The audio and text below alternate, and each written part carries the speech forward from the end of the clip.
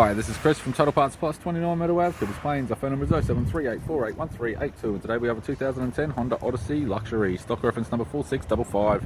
This shape runs from the 4th month 2009 through to the 12th month 2013. It has a K24Z2, 2.4 litre 4-cylinder petrol engine, backed by an automatic front-wheel drive transmission.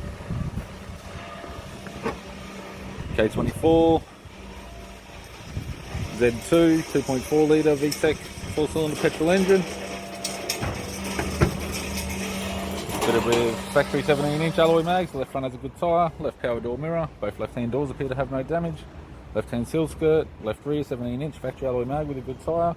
We have the left-hand tail light, left tailgate garnish. Tailgate has one small dent, it's got a tidy rear bumper cover.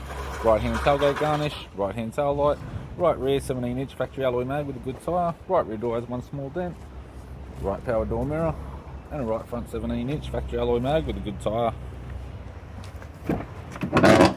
With the driver's side door trim, power window master switch.